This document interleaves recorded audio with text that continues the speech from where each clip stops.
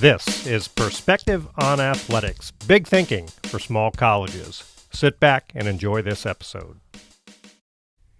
Hi, I'm Mark Majeski. Thanks so much for joining us again on Perspective on Athletics. Great interview today with Syme of Syme Media Group. She works with lots of colleges and businesses alike, and it's a great discussion today about the difference between using social media as a tactic and really developing a strategy to help build your brand and use it to its fullest extent. Sit back, enjoy the video. Okay, we're here with Syme of Syme Media Group. Chris, I really appreciate you taking time out of your busy schedule to visit with us on Perspective on Athletics. Well, it's great to be here, Mark. Thanks for having me, and happy holidays. Yeah, same to you. And, really appreciate this topic. And we're talking about social media today. And I think maybe the reason I can appreciate it is that I'm maybe like many people in college athletics where we know what social media is, we maybe dabble in it, and we might know just enough to be dangerous, but there's this whole big explosion going on in the world. But we're talking specifically about college athletics today, and I want to get to that with the meat of our conversation. But before we do that, you've got a long background and been connected to college athletics for a long time. Tell us a little bit about your personal background and history and how you got to the point you are today with your company. Well, I guess long story way back, I started as a student athlete, and that's how a lot of people start out. And then I got a degree in English and went on to teach and coach.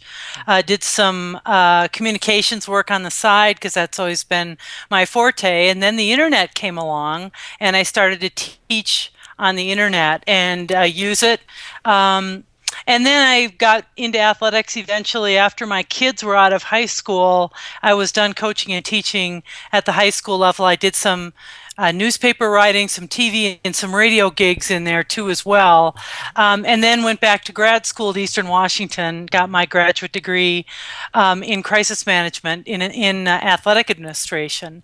And about the time that my last year at EWU, I think that's when we got an inkling that social media was coming along, and my next job was at Montana State University as a sports information director there. And I'd like to say that Montana State University was one of the first Division I schools to really have a strong presence in social media. I've just always been an early adopter. I love gadgets and tech. My dad always had gadgets and tech around the house. And because I'm a communicator, I think it just felt right. Having the background as an English teacher, writing was really easy for me. So I'll put all those things together, kind of a perfect storm. And then in about 3 years ago, I had to leave my job at Montana State because my mother was ill, helping my dad take care of her. But I kind of felt like I still needed to do some work there. So I started up an agency, got a couple of people on board to help me, and then hooked up with some bigger agencies to do some subcontracting. And it's really worked out well for me, but I think the thing that helped the most was that I had a background in athletics already. And I had that network. I had been the new media chairman for COSIDA for a few years, and it helped bring them through some things to get their social media up to par a little bit. And Barb Kowal does a great job and has a lot of energy there. She and I really work together on a lot of things, and she helped me do some networking. So that's kind of brought me to where I am now. I do a lot of social media strategy work with athletic departments. I do some social media training for athletes and coaches as well. And I also do a little bit of crisis PR work, which is very intense, but that's kind of what I'm doing now. Well, Chris, I think you mentioned some personal decisions that kind of led you down this path as well. But obviously, starting a business and starting a company, there usually is some motivation or a need that needs to be served. And what were you recognizing at the time you decided to do this? What was the need that you saw that you felt you could fill? Well, when I was at Montana State, like I said, we were early into the scene. I think we started in 2007, right when Twitter and Facebook kind of came on the scene. And just when I left it in 2010, I felt like the majority of colleges were coming on board with social media, but the thing that was of a concern to me was I saw a lot of people that were enamored with tools and tactics. And I've always been a strategic thinker. I think that's the way, when I went through graduate school in athletic administration, I really got a good dose of how to run a department strategically, kind of like a business. And I was very thankful for that in my grad program. And so I kind of carried that with me. And because I'm sort of a data nerd, my company also does some research projects.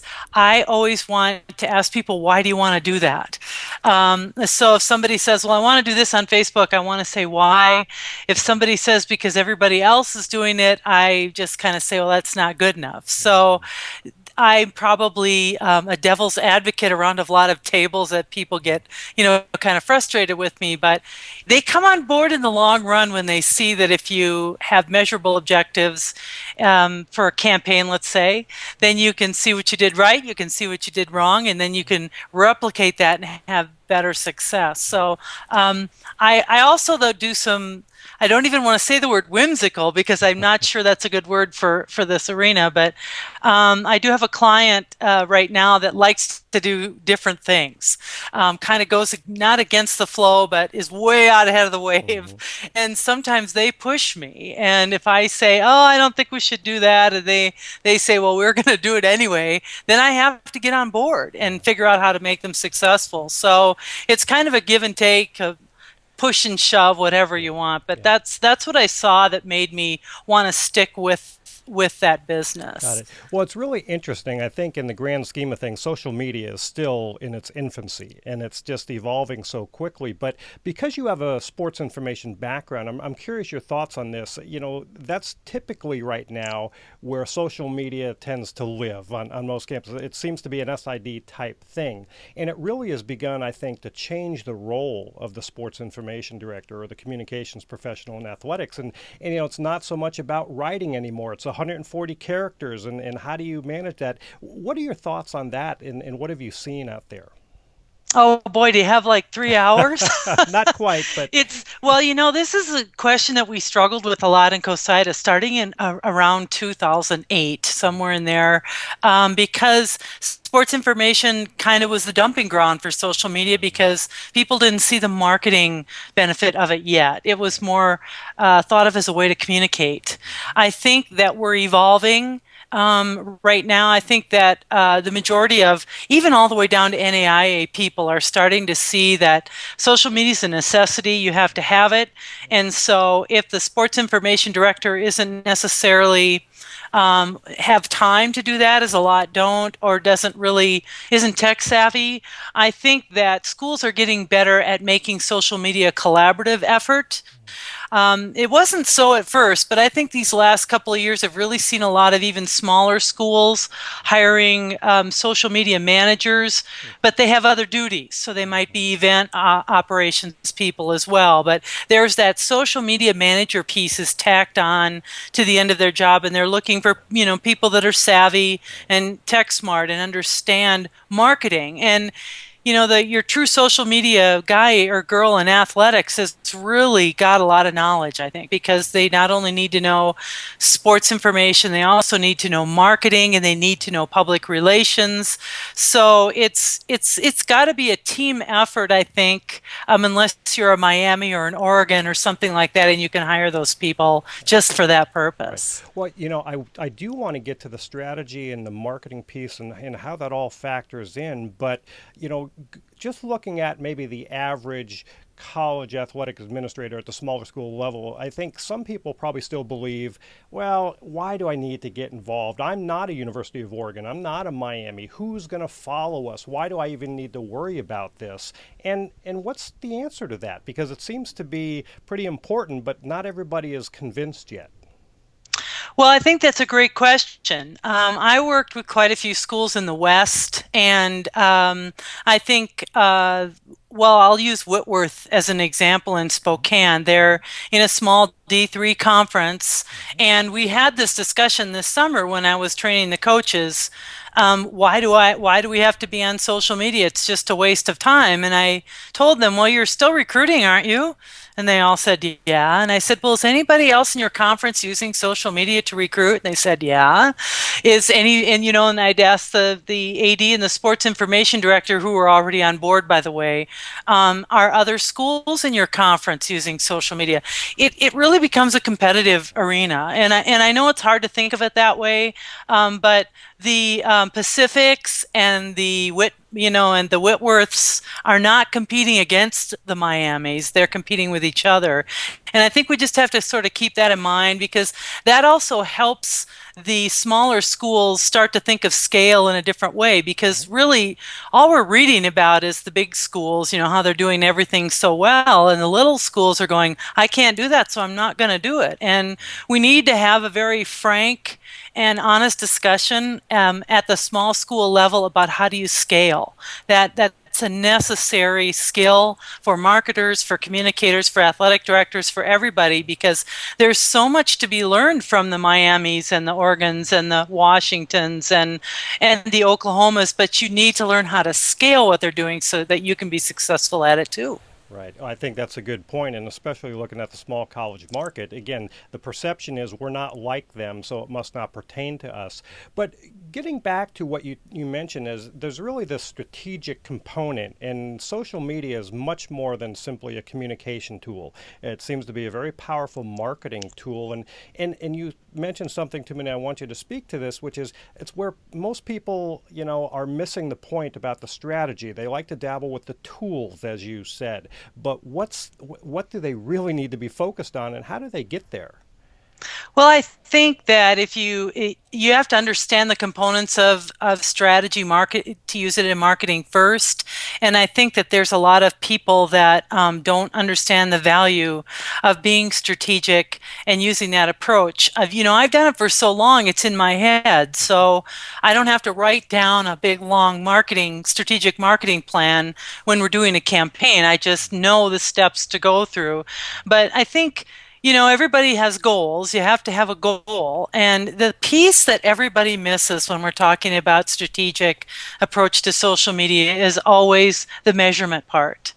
And I think that one of the analogies that I can just draw is that if you don't have a measurable goal when you're planning a campaign or when you're planning what you're going to do on Facebook, it's really like you're playing darts with a blindfold on, because there's a target out there somewhere, but you just really don't know if you hit it or not when you threw your dart, because you have nothing to see to show you that. And I learned a long time ago at Montana State, working under some great leaders, that you have to be able to get feedback on what you're doing so that you can make mid-course corrections, or you can drop things that aren't working. And when it comes to being strategic, isn't some business term that we have to get all tense about. It's more the idea of just having a simple goal that has strategy, that has objectives or measurements, if you will, that speak directly to that goal to show you how you're going to reach it. And then you can talk about your tactics, your tools, and how we're going to get there. And well, let me give you an example. An easy goal that everybody can relate to is reach. We want more followers. So if I'm working with a school right now that has a really immature social media presence and they want more followers, that's not their only goal, but that's their biggest goal, because they've looked at their competitors in their conference and realized that they're way behind.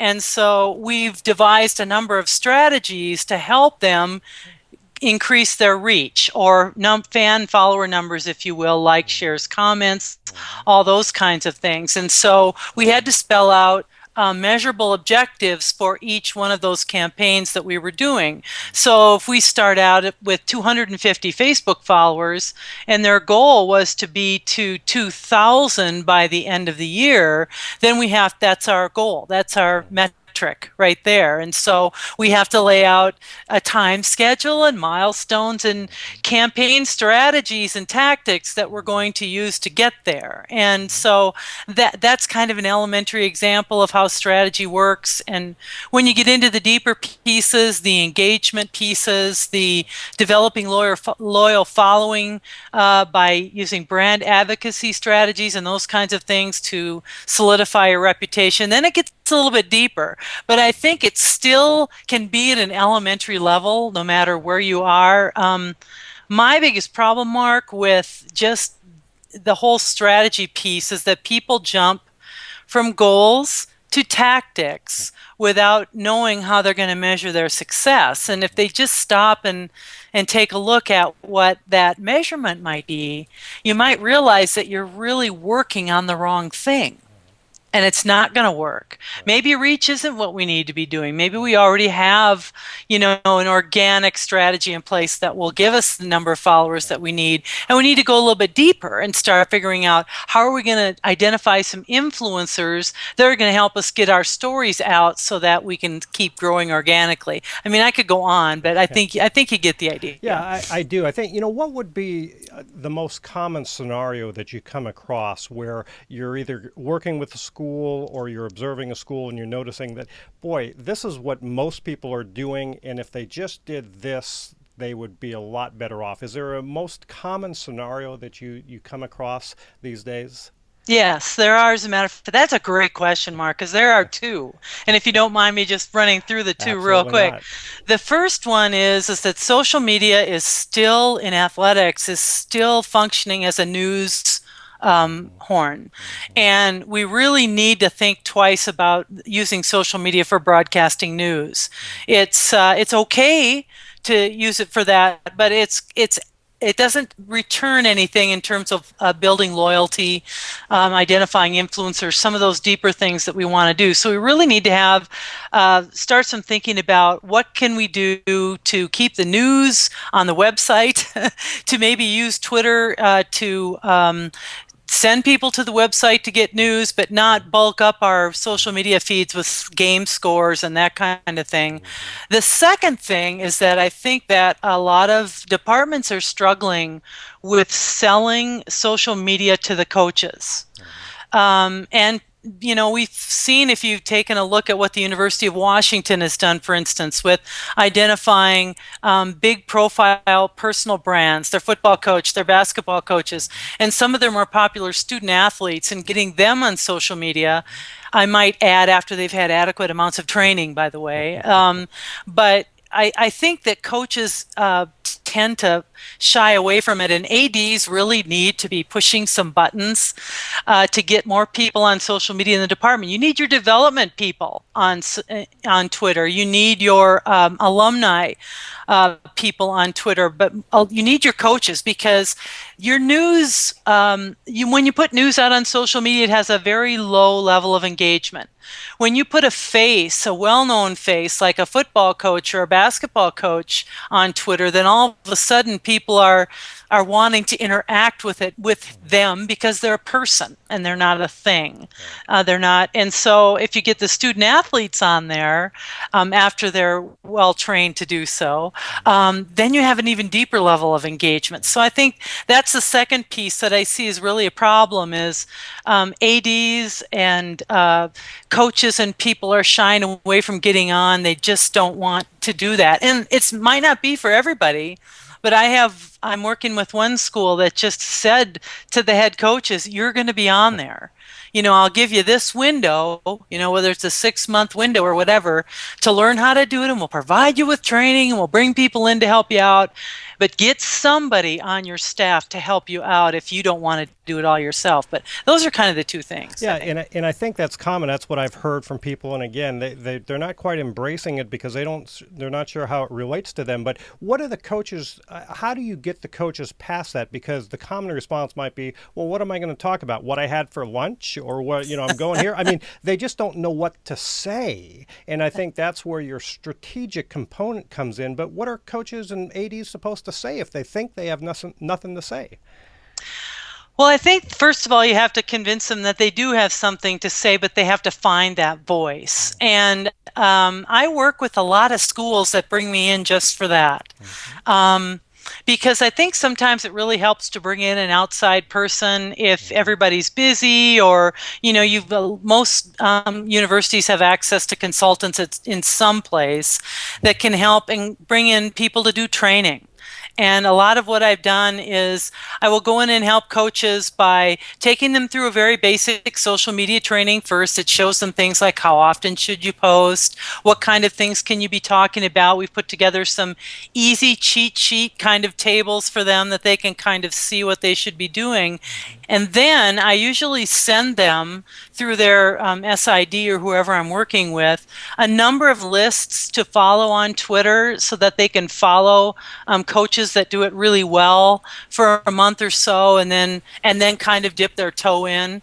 The other thing that I think is important to remember too is that you can actually have people help you with it. I don't think that that's unethical. I know that a lot of people poo-poo that and they think, oh, if it's not really the coach writing it, it's not worth anything. But Right. I've got one school where I've got a coach that is doing most of the tweeting, but has a manager that's filling in some of the blanks with things like, hey, we need you all to come out tonight because we've Mm-hmm. got a game, that kind of thing. But Mm-hmm. they need help. You Yeah. can't just say, point your finger at them and say, you've got to be on social media. Right. You need to bring some people in, or if you've got a sports information director or marketing person that's really savvy and can help them, then, bring them in and get them some help so they feel confident. Yeah. And what would you say for a typical coach at not a Miami or Oregon, but a smaller level program? How the next question I always hear is, well, how frequently do I need to do this? Do I need to do this 5 times a day or once a month, or what do you suggest as is a good frequency of activity? Well, first of all, I would talk to the coach about what do they want to do. Some coaches want to write and have blogs. And if you blog, you can afford to blog. We have a women's basketball coach at Montana State that blogs, and she's really good at it. Um, she doesn't write long blogs, but it's mostly just stuff behind the scenes. This is what we're doing, road trip kind of things. And she doesn't necessarily, she's not on Twitter, but she blogs. So, but if coaches are thinking about Twitter, I think the important thing to remember is to give them a number that is really easy to accomplish at first, like maybe 4 times a day. Um, it just depends on the season too. When they're in season, it's harder, so they need help. When they're out of season, but I think just giving them content ideas will help them feel more comfortable with how they want to be on there. And the other thing is too is just to help them understand that they need to be appropriate. They need to remember the compliance guidelines that they have to live by, what they can and can't tweet, and talk with them a little bit about the responsible use of social media, along with these are the kinds of things that your fans really want to hear, because social media is not about you. It's about we're really guessing, really. Some of us know what the fans want to hear, and when we know the fans want to see the coach talk about something like, what are you going to talk to your kids about, the importance of the game this week, or yeah, I don't necessarily want to know what they had for breakfast. However, um, Kelly Graves at Gonzaga, I'll use him as an example. He's the women's basketball coach there. He's one of the best tweeters that I follow on Twitter in terms of coaches. And he tweets about a lot of different things. He tweets about his family. He tweets about his kids playing baseball in the summer. But he tweets a lot about his alumni players. And I think he really gets it. I mean, he's out there in the community doing a lot of things, but he understands the things that build the reputation, loyalty, value in his program, and he's out there doing that. So I think that sometimes coaches get it naturally because that's who they are, and sometimes they really have to work hard at it. It just doesn't come easy. But and I mentioned Kelly because he's one of those people that every once in a while will tweet out a food picture. Scott Strickland, the AD at Mississippi State, tweets out great food pictures. But the thing is they're not just food pictures. What he does is he gives a shout out to the restaurant owner where he's eating. And that's such a cool way to add value to your fans. It's not just this is what I had for breakfast kind of Yeah, a thing. yeah. No, it's amazing, and I think, like you said, there are great examples out there, and that's maybe the best way for people to learn about how they can discover their own style, as you mentioned.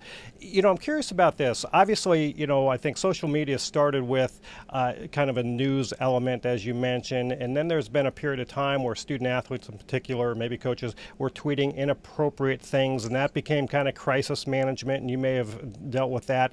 But I'm curious your thoughts on, what's next? I mean, this thing is moving so fast, and you've got Snapchat out there now, and you've got some other things evolving. I'm curious your thoughts on where is social media going from here, and what should we all be looking out for? Well, I think there's a number of answers to that, but to me, the biggest trend I think that we see in social media is towards what I would call useful content. I think the University of Washington was one of the first athletic departments to really get this. It's the idea of what do our fans want from us, not what do we want them to hear, and making your social media sites a place of utility, where the old saying "news you can use," to just figuring out what your fans really need and giving them that. The other thing is I think we're going to see an emphasis more on connecting with smaller groups and identifying influencers and working more with them to get them to help us tell our story. I think the corporate world has done a good job of this, or is doing a good job of brand advocate programs. I think we're going to see more of that in athletics. And I also think we're going to see a number of different strategies that are going to be used across the department. So right now we might have just sports news, and we're going to see development and facilities, capital campaigns. We're going to see student athletes, what they're doing in their summers, lots of stories, things that stretch across just more than just news. The other thing that I think is interesting, and you mentioned it when you talked about Snapchat, is the use of tools for developing smaller niche audiences. We know that Snapchat's a great place to reach students, and if an athletic department isn't reaching students with Twitter or with Instagram because what the content you've been putting out is more generally demographic, like it would appeal to you and me as well as to young people. Putting content on Snapchat is a new thing that I think we're going to see those kinds of channels used a lot, because you can reach a small amount of people there in a very personal way, which is something that you can't really do on Twitter. Instagram Direct, I'm anxious to see how that takes off, because that's another one-to-one conversation channel that we didn't have before. Some of those things, but I think we're just going to see the continuation of experimentation, because social media is still basically just 6 or 7 years old, and I think there's a long ways to go. But I think we have to be really careful. I'm just going to kind of stick this kind of warning bell out there, if you will, Mark, that we have to be really careful that we don't judge the effectiveness of a social media channel by the number of users that it has. Facebook, we know, is becoming really difficult to reach people there. We saw just a couple of weeks ago, Facebook just came out and said, hey, sorry, but your posts aren't reaching as many people as you think they are, so maybe you should buy an ad, and I think, but Facebook still has the largest number of people using it, but we know that kids aren't there anymore. So it's just really hard. You have to kind of put aside that thing about, Twitter, Facebook, Instagram, that's the only place to go. I've seen schools do really innovative things with Pinterest and Tumblr blogs and all kinds of different things. So I think you have to be willing to look beyond all the naysayers that say, oh, you got to stick to Facebook, Twitter, and Instagram, and everything else is a waste of time. And it might be, but it really depends on what your goals are. Well, it's interesting, and you kind of went right where I wanted to go already, but I would ask you this because for many people, I think, the idea is still a bit overwhelming and they're not sure where to go. If you were to recommend to somebody, I mean, where do they need to be at minimum? Is it Twitter? Is it Facebook? Or does it really depend on their particular situation? But is there a base level, like elementary step that everybody really should be paying attention to? Or is it all over the board depending on who they are? Well, that's an interesting question because I looked at some research last year in higher ed that almost 100% of athletic departments are using social media. So it's everybody's on Facebook and just about everybody's on Twitter. But I think the more important question to ask is not where do I need to be, but what do I need to be doing there? There's a lot of misunderstandings about how to use some of these channels. Again, we talked about that earlier with using it just as a news bent. There are a lot of schools that are unfortunately just posting duplicate content to both Twitter and Facebook, which I think is a huge mistake. The other thing is now photos and video are becoming so popular. We know by looking at data that they have a lot higher engagement rate than just plain text does. And Twitter just recently changed its photo format to so that the pictures display differently.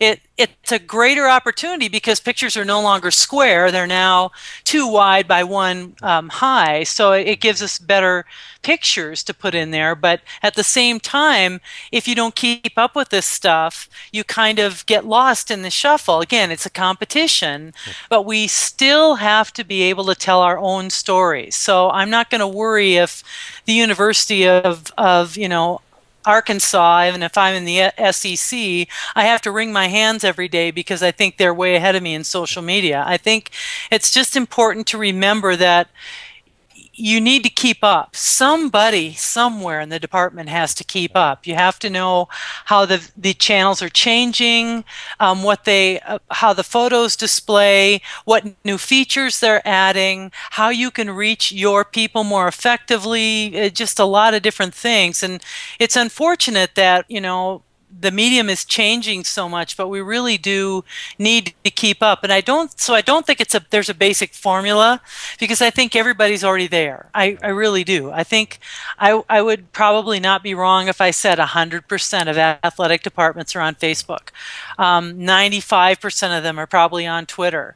Where we need to go next is we need to pull some of the more popular personal brands out of the athletic department and get them on. That we need to make sure that our high-profile revenue-raising teams are on Facebook. These are some of the tactics I think that we should be, or strategies we should be talking about next, because I think everybody's really already on there, basically. Yeah, and I think you bring it right back to the main point, I think, which is there are plenty of tools out there, but unless you have a clear strategy with some measurable objectives, you're really just kind of shooting in the dark. And so I think that's a very good point.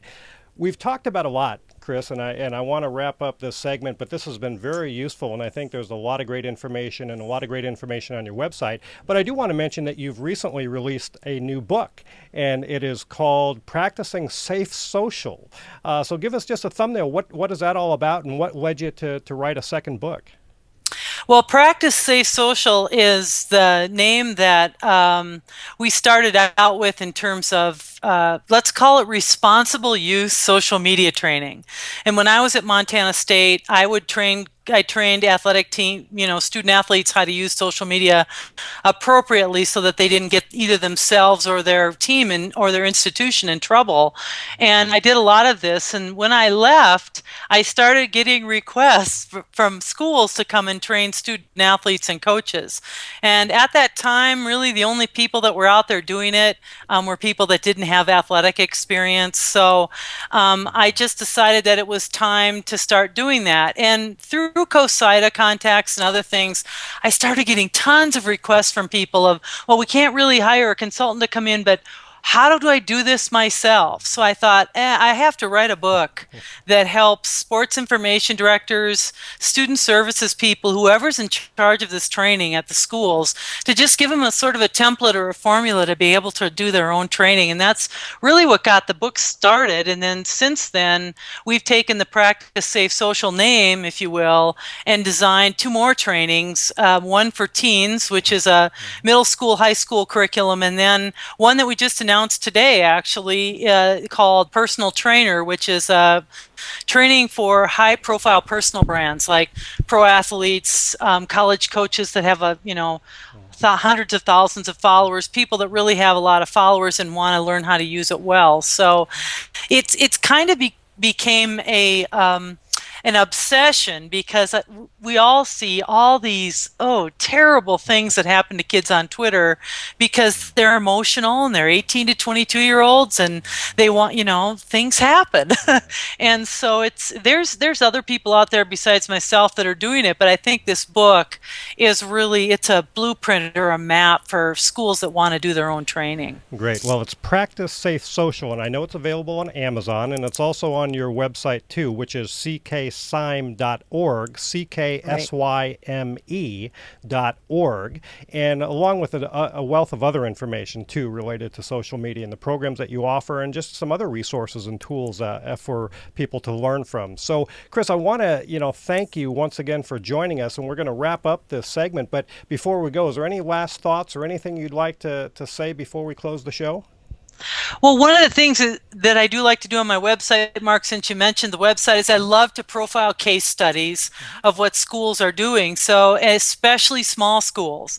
And since that's kind of the audience that we're both aiming at today, I want to invite the schools out there that are doing things on social media that they'd like other schools to see or that they think are unique or innovative. Just email me, go to my website, my contact information is there, and send me a link to what you're doing. I'd love to write about it and show it to other schools.